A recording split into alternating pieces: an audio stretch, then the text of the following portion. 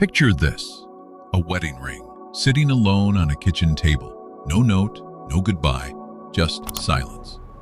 Every year, millions of marriages end, and most people believe God simply hates it and says nothing else. But is that the whole story?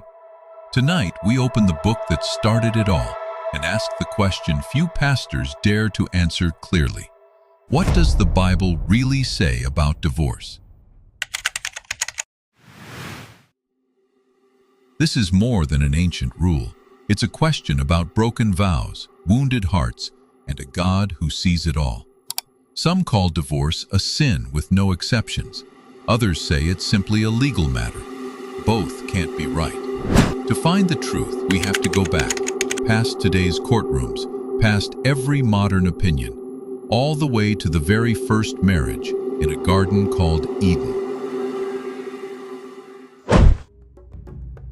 Centuries before Jesus walked the earth, Moses gave Israel a law. In Deuteronomy chapter 24, a husband could write a certificate of divorce and send his wife away. It sounds harsh to modern ears, but this law wasn't God's ideal plan for marriage. It was a boundary, a form of protection, written for a people whose hearts had grown hard toward one another. Jesus himself would later explain why this law existed. He said Moses permitted divorce because of the hardness of your hearts. Not because God wanted broken homes, not because divorce was his dream for marriage. It was a concession, a merciful limit on human sin, never the standard God intended from the very beginning.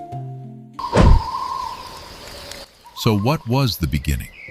In Genesis, God creates man and woman and joins them as one flesh. No lawyers, no certificates, just two lives woven into one, reflecting God's own faithful love. Marriage was never meant to be a contract you could walk away from.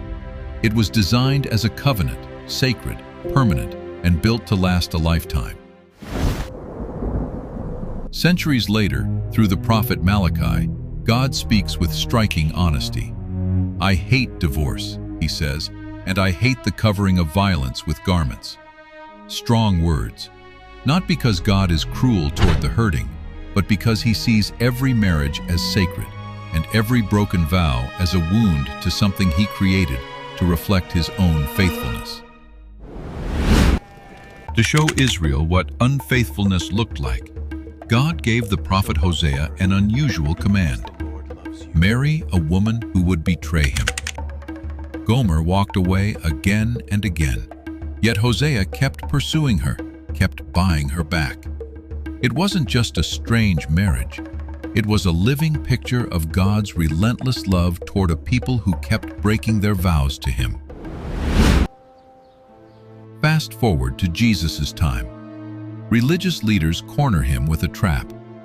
Is it lawful, they ask, for a man to divorce his wife for any reason at all?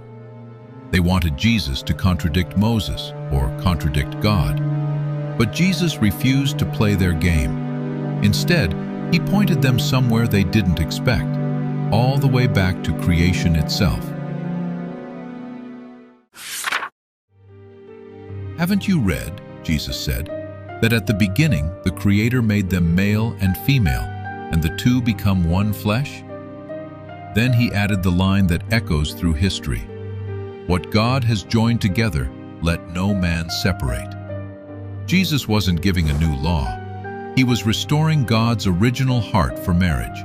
One man, one woman, one covenant. Then Jesus adds something important. He says, whoever divorces his wife, except for sexual immorality, and marries another, commits adultery. That one exception matters. It shows Jesus wasn't demanding people stay trapped in betrayal. Unfaithfulness breaks the covenant itself. Jesus balanced deep respect for marriage with honesty about real, painful human brokenness.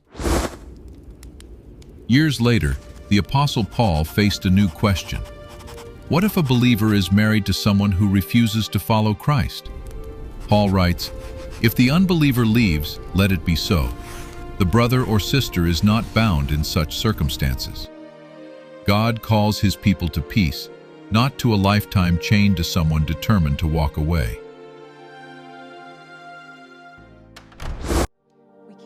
Think about Micah and Leah sitting across from each other, years of hurt between them.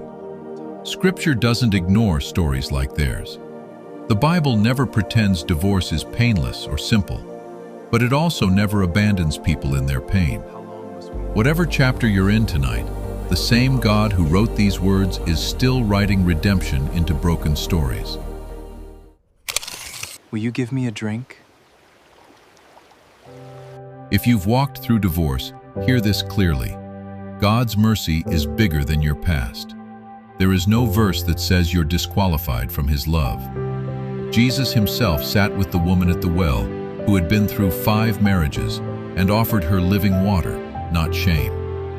Grace was always the deeper story underneath the law.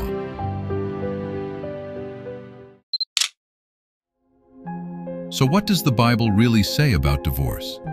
That God designed marriage to last, that He hates the pain divorce causes, and that His grace reaches every broken vow, every wounded heart, every fresh start. If tonight's journey brought you clarity, stay with us, because next time we open another question the world is afraid to ask.